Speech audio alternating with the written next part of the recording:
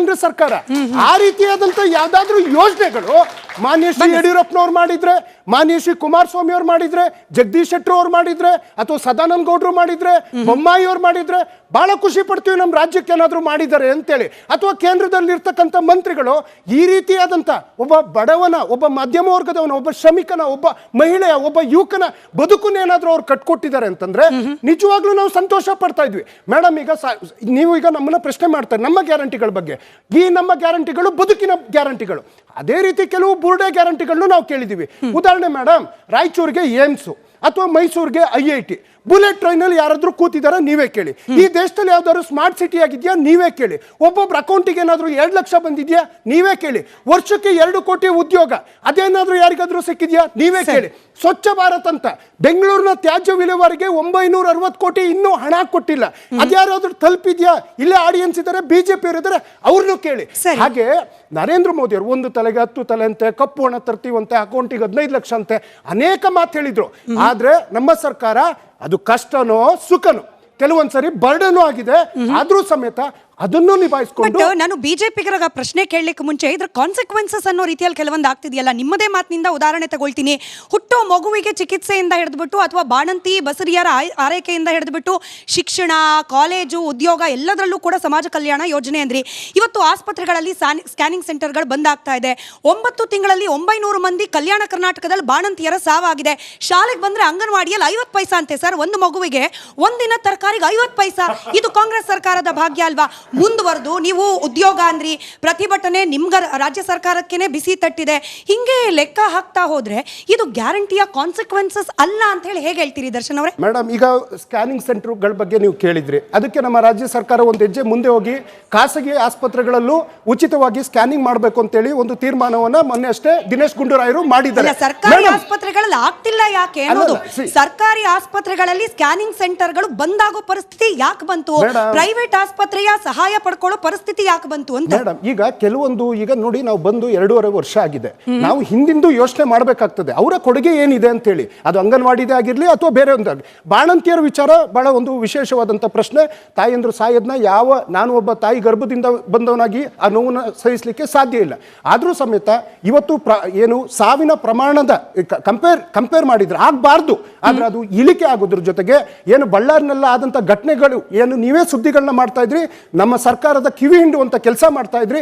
ಅದಾದ್ಮೇಲೆ ಸರ್ಕಾರನು ಅವಾಗ್ಲೂ ಎಚ್ಚೆತ್ತುಕೊಂಡಿತ್ತು ಮತ್ತು ತೀವ್ರಗತಿಯಲ್ಲಿ ನಾವು ಜನರಿಗೆ ಸ್ಪಂದನೆ ಮಾಡುವಂತ ಕೆಲಸ ಮಾಡಿದ್ವಿ. ಶ್ರೀನಿವಾಸ್ ಅವರೇ, ಒಂದರ್ಥದಲ್ಲಿ ಬಿಜೆಪಿ ಗ್ಯಾರಂಟಿಗಳ ವಿಚಾರದಲ್ಲಿ ಆಡ್ತಾ ಇರುವ ರಾಜಕೀಯ ಆಟ ಕೂಡ ಕಾಂಗ್ರೆಸ್ ಸರ್ಕಾರಕ್ಕೆ ಡಿಸಿಷನ್ ತಗೊಳ್ಳದೇ ಇರೋ ಹಂತಕ್ಕೆ ತೆಗೆದುಕೊಂಡು ಹೋಗಿದ್ಯಾ ಅಂತ. ಫಾರ್ ಎಕ್ಸಾಂಪಲ್ ನೋಡಿ, DCM ಅವರೇ ಕೊಟ್ಟ ಹೇಳಿಕೆ ಸರಿಸುಮಾರು 12 ಕೋಟಿ ಈ ಗೃಹಲಕ್ಷ್ಮಿ ಯೋಜನೆಯ 12 ಕೋಟಿ ರೂಪಾಯಿ ಅನರ್ಹರಿಗೆ ಸತ್ತವ್ರಿಗೂ ಕೂಡ ಹೋಗ್ಬಿಟ್ಟಿದೆ. ಇದನ್ನ ಪರಿಷ್ಕರಣೆ ಮಾಡೋದು ಅನಿವಾರ್ಯ ಅಂತ ಹೇಳಿ DCM ಹೇಳಿದ್ರೆ, ನೋಡಿದ್ರ ನಾವು ಮುಂಚೆನೆ ಹೇಳ್ಬಿಟ್ಟಿದ್ವಿ ಗ್ಯಾರಂಟಿ ಆಗಲ್ಲ ಅಂತ ಇವ್ರು ಹಟ್ಟಕ್ಕೆ ಬಿದ್ರು.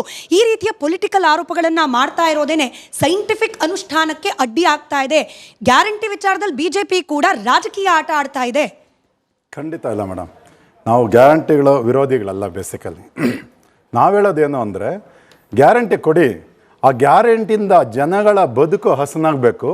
ಸ್ಟ್ಯಾಂಡರ್ಡ್ ಇರಪ್ಪ, ಸ್ವಲ್ಪ ಸಮಾಧಾನ ಮಾಡ್ಕೊ, ಹಸನಾಗಬೇಕು. ಅದ್ರ ಜೊತೆ ಸ್ಟ್ಯಾಂಡರ್ಡ್ ಆಫ್ ಲಿವಿಂಗ್ ಜಾಸ್ತಿ ಹೈ ಆಗಬೇಕು. ಕಾಂಗ್ರೆಸ್ ಕೊಟ್ಟಿರ್ತಕ್ಕಂಥ ಅನ್ಸೈಂಟಿಫಿಕ್ ಗ್ಯಾರಂಟಿಗಳಿಂದ ಕಾಸ್ಟ್ ಆಫ್ ಲಿವಿಂಗ್ ಜಾಸ್ತಿ ಆಗಿದೆ ಕರ್ನಾಟಕದಲ್ಲಿ. ಕಾಂಗ್ರೆಸ್ ಸರ್ಕಾರ ಬಂದಾಗಿಂದ ಮೇಡಮ್ ಪ್ರತಿಯೊಂದ್ರ ಬೆಲೆನೂ ಜಾಸ್ತಿ ಆಗಿದೆ. ಪೆಟ್ರೋಲ್ ರಾಜ್ಯ ಸರ್ಕಾರ ಏರಿಸಿರೋದು, ನಮ್ಮ ಕೇಂದ್ರ ಸರ್ಕಾರದಲ್ಲ, ರಾಜ್ಯ ಸರ್ಕಾರ ಏರಿಸಿರೋ ಪೆಟ್ರೋಲ್ ಬೆಲೆ ಜಾಸ್ತಿ ಆಯಿತು, ಡೀಸೆಲ್ ಬೆಲೆ ಜಾಸ್ತಿ ಆಯಿತು, ಅಕ್ಕಿ ಬೇಳೆಗಳ ಬೆಲೆ ಜಾಸ್ತಿ ಆಯಿತು, ಹಾಲಿನ ಬೆಲೆ ಜಾಸ್ತಿ ಆಯಿತು, ಮೊಸರಿನ ಬೆಲೆ ಜಾಸ್ತಿ ಆಯಿತು, ಸ್ಟ್ಯಾಂಪ್ ಡ್ಯೂಟಿ ಜಾಸ್ತಿ ಆಯಿತು, ಆಲ್ಕೋಹಾಲ್ ಬೆಲೆ ಜಾಸ್ತಿ ಆಯಿತು, ರೈತರು ತಗೊಳ್ಳೋಂಥ ಪಾಣಿಗಳ ಬೆಲೆ ಜಾಸ್ತಿ ಆಯಿತು, ಡೆತ್ ಸರ್ಟಿಫಿಕೇಟ್ ಬೆಲೆ ಜಾಸ್ತಿ ಆಯಿತು, ಬರ್ತ್ ಸರ್ಟಿಫಿಕೇಟ್ ಬೆಲೆ ಜಾಸ್ತಿ ಆಯಿತು. ಯಾವ ಬೆಲೆ ಕಡಿಮೆ ಆಗಿದೆ ಹೇಳಿ? ಒಂದು ಕಡೆಯಿಂದ ಈ ಕಡೆ ತಗೊಂಡು ಇನ್ನೊಂದು ಕಡೆ ಯಾವಾಗಲೇ 2,000 ರೂಪಾಯಿ ಮಗದು ಏನು ದೊಡ್ಡ ಸಾಧನೆ ಅಲ್ಲ.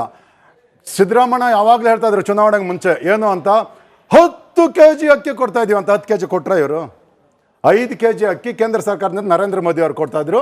ಅದಕ್ಕೆ 5 kg ಇವ್ರು ಸೇರಿಸ್ಕೊಟ್ಟಿದ್ರು. ಇವ್ರು 5 kg ಕೊಡ್ಬೇಕಾಗಿತ್ತು. ಇವ್ರಿಗೆ ನೈತಿಕತೆ ಇಲ್ಲ. 10 kg ಅಂತ ಅಂದ್ರೆ ಕೇಳಿಸ್ಕಪ್ಪ ಇಲ್ಲಿ, ಕೇಳಿಸ್ಕೊಳ್ಳ ಇಲ್ಲಿ, ಕೇಳಿಸ್ಕೊಪ್ಪ ನಾನು ಹೇಳೋದು, ಸುಮ್ಮನೆ ಕೇಳಿಸ್ಕೊಳ್ಳ ಇಲ್ಲ, ನಿಮ್ ಫ್ರೆಂಡ್ ಬಂದು ಮಾತಾಡೋ ನೀನು. ಹಾಗಾಗಿ ಕೇಳಿಸ್ಕೊಳ್ಳ ಇಲ್ಲಿ, ಕೇಳಿಸ್ಕೊಳ್ಳಿ, ಕೇಳಿಸ್ಕೊಳ್ಳಪ್ಪ, ಕೇಳಿಸ್ಕೊಳ್ಳೋ ಧೈರ್ಯ ಮಾಡಪ್ಪ. ಇಲ್ಲಾಂದ್ರೆ ಬರೋ ನೀನು ಮಾತಾಡೋ, ನೀನ್ ಮಾತಾಡೋ. ನೀವು ಮುಂದುವರಿಸಿ. ಸೊ ಹಾಗಾಗಿ ಪ್ರತಿಯೊಂದರಲ್ಲೂ ಬೆಲೆ ಏರಿಸಿರೋಂಥ ಸರ್ಕಾರ. ಶಕ್ತಿ ಯೋಜನೆಯಲ್ಲಿ ಇವತ್ತು ರಾಜ್ಯದಲ್ಲಿ ನಮ್ಮ ಇವರು DK ಶಿ ಅವ್ರು ಹೇಳ್ತಾ ಇದ್ರು, ಇಲ್ಲಿಂದ ಬಾಂಬೆಗೆ ನೀವು ಅತ್ತೆ ಮನೆಗೆ ಹೋಗೋದಕ್ಕೆ AC ಬಸ್ ಫ್ರೀ ಅಂದ್ರು. ಬರೀ ಕೆಂಪು ಡಬ್ಬಗಳಿಗೆ ಮಾತ್ರ ಸೀಮಿತ ಆಯ್ತು. ಇವತ್ತು ರಾಜ್ಯದಲ್ಲಿ 3,000 ಬಸ್ಸುಗಳು ಕೆಟ್ಟು ನಿಂತಿದ್ದಾವೆ. 3,000 ಬಸ್ಸುಗಳು ಕೆಟ್ಟು ನಿಂತಿದ್ದಾವೆ ರಾಜ್ಯದಲ್ಲಿ. ವಿವಿಧ 3,000 ಬಸ್ಸುಗಳು ಬಸ್ ಓಡ್ಸಕ್ ಯೋಗ್ಯತೆ ಇಲ್ಲ. ಶಾಲೆ ಮಕ್ಕಳಿಗೆ ಟೈಮ್ ಸರಿಯಾಗಿ ಹೋಗಕ್ ಆಗ್ತಾ ಇಲ್ಲ. ಹಳ್ಳಿಗಳ ಕಡೆ ಬಸ್ಗಳಿಲ್ಲ. ಅದಾದ್ಮೇಲೆ ಯುವ ನಿಧಿ ಲೆಕ್ಕ ಕೊಡ್ಲಿ. ದರ್ಶನ್ ಅವ್ರನ್ನ ಕೇಳ್ತೀನಿ, ಎಷ್ಟು ಜನ ಯುವಕರಿಗೆ ಯುವ ನಿಧಿ ಕೊಟ್ಟಿದ್ದಾರೆ ಅಂತ ಈ ಡೇಟ್ಗೆ.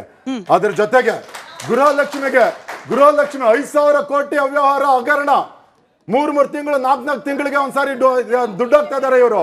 5,000 ಕೋಟಿ. ಇವತ್ತು ನಮ್ಮ ಶಾಸಕರು ಕೇಳಿದ್ರು, ಇವರು ತಪ್ಪನ್ನು ಒಪ್ಕೊಂಡಿದ್ದಾರೆ. ಇದೊಂದು ದೊಡ್ಡ ಭ್ರಷ್ಟಾಚಾರ ಸರ್ಕಾರ, ಜನರ ವಿಶ್ವಾಸವನ್ನ ಕಳ್ಕೊಂಡಿರೋ ಸರ್ಕಾರ. ಇಲ್ಲಿ ಒಂದಷ್ಟು ಗ್ಯಾರಂಟಿಗಳು ಪಕ್ಕ ಕೊಟ್ಟಿದ್ದಾರೆ ಮೇಡಮ್. ಈ 5 ಬಿಟ್ಟು 5 ಬೆಲೆ ಏರಿಕೆ ಗ್ಯಾರಂಟಿ ಇಲ್ಲಿ, ಹಿಂದೂಗಳ ಮಾರಣ ಹೋಮ ಗ್ಯಾರಂಟಿ ಇಲ್ಲಿ. ಬಡ ಹಿಂದೂಗಳ ಕೇಳಿಸ್ಕೊಳ್ರಿ, ಹೇಳೋದು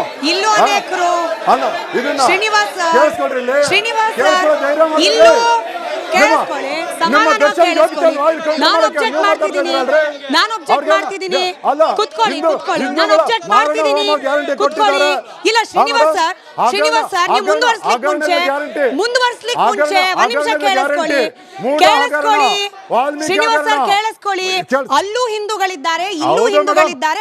ಈ ರಾಜ್ಯ ಸರ್ಕಾರದಲ್ಲಿ ಅತಿ ಹೆಚ್ಚು ಹಿಂದೂಗಳನ್ನ ಕೊಲೆ ಮಾಡಿರುವಂತ ಸರ್ಕಾರ ಇದು. ಕೇಳಿಸ್ಕೊಳ್ಳಿ ನಾನು ಹೇಳೋದು. ಪ್ರದೀಪ್ ಅವರು ಭ್ರಷ್ಟಾಚಾರ ಗ್ಯಾರಂಟಿ. ಭ್ರಷ್ಟಾಚಾರ, ವಾಲ್ಮೀಕಿ ಹಗರಣ, ಭವ್ಯ ಅಭಿವೃದ್ಧಿ ನಿಗಮದ ಹಗರಣ, ಮೂಡ ಹಗರಣ, ಗೃಹಲಕ್ಷ್ಮಿ ಹಗರಣ, ಯಾವ್ದು ಬಿಟ್ಟಿದ್ದಾರೆ ಇವರು? ಎಲ್ಲ ಲೂಟಿ ಮಾಡಿ ಬೇರೆ ರಾಜ್ಯಕ್ಕೆ ಎಲೆಕ್ಷನ್ ಹಣ ಕಳಿಸ್ತಾ ಇದ್ದಾರೆ. ಅಂತ ಒಂದು ಜನರ ವಿಶ್ವಾಸವನ್ನ ಕಳ್ಕೊಂಡಂತ ಸರ್ಕಾರ ಕರ್ನಾಟಕ ರಾಜ್ಯ ಸರ್ಕಾರ. ಪ್ರದೀಪ್ ಅವರು ಜನರು ತಮ್ಮ ಹಕ್ಕನ್ನ ಕೇಳೋದು ಒಂದ್ ಅರ್ಥದಲ್ಲಿ ಭಿಕ್ಷೆ ಕೇಳೋ ರೀತಿ ಪರಿಸ್ಥಿತಿ ಬಂದಿದ್ಯಾ? ಯಾಕೆ ಕೇಳ್ತಿದ್ದೀನಿ, ನಾನು ದರ್ಶನ್ ಅವ್ರಿಗೆ ಒಂದಷ್ಟು ಉದಾಹರಣೆ ಕೊಟ್ಟೆ. ಆಸ್ಪತ್ರೆಗಳಲ್ಲಿ ವೈದ್ಯರಿಲ್ಲ, ಹಾಗೆ ಚಿಕಿತ್ಸೆಗೆ ಪೂರಕವಾದ ವಾತಾವರಣ ಇಲ್ಲ, ಕೊಡಿ ಅಂತಂದ್ರೆ ಗ್ಯಾರಂಟಿ ಉತ್ತರ. ಜೊತೆಗೆ ಶಿಕ್ಷಣ ಕಲ್ತವರಿಗೆ ನಮಗೆ ಉದ್ಯೋಗ ಸಿಗ್ತಿಲ್ಲ ಅಂತಂದ್ರೆ ನಾವು ಗ್ಯಾರಂಟಿ ಕೊಡ್ತಿದ್ದೀವಿ, ಯುವ ನಿಧಿ. ಜೊತೆಗೆ ಶಾಲೆಗಳಲ್ಲಿ ಶಿಕ್ಷಕರಿಲ್ಲ, ಶಿಕ್ಷಕರನ್ನ ಭರ್ತಿ ಮಾಡಿ ಅಂತಂದ್ರೆ ಅದಕ್ಕೊಂದು ಸಮರ್ಥನೆ. ಅಂದ್ರೆ ಜನರು ತಮಗೆ ಬೇಕಾದ ಹಕ್ಕನ್ನ ಕೇಳಿದ್ರು ಕೂಡ ನಾವು ಗ್ಯಾರಂಟಿ ಅನ್ನೋದನ್ನ ಕೊಟ್ಟಿದ್ದೀವಿ ಅನ್ನೋ ಉತ್ತರ ಕೊಟ್ಟು ಜನರನ್ನ ಒಂದ್ ರೀತಿಯಲ್ಲಿ ಸೈಲೆನ್ಸ್ ಮಾಡೋ ಪ್ರಯತ್ನ ಕಾಂಗ್ರೆಸ್ ಕಡೆಯಿಂದ ಆಗ್ತಾ ಇದೆಯಾ? Correct madam. ಈ 2.5 ವರ್ಷದಲ್ಲಿ ಕಾಂಗ್ರೆಸ್ ಸರ್ಕಾರ ಈ ಗ್ಯಾರಂಟಿ ಯೋಜನೆಗಳು ಒಳಗೊಂಡ ಹಾಗೆ ಏನೆಲ್ಲ ಕಾರ್ಯಕ್ರಮಗಳನ್ನು ಮಾಡಿದೆ, ಏನೆಲ್ಲ ಅಭಿವೃದ್ಧಿಯನ್ನು ಮಾಡಿದೆ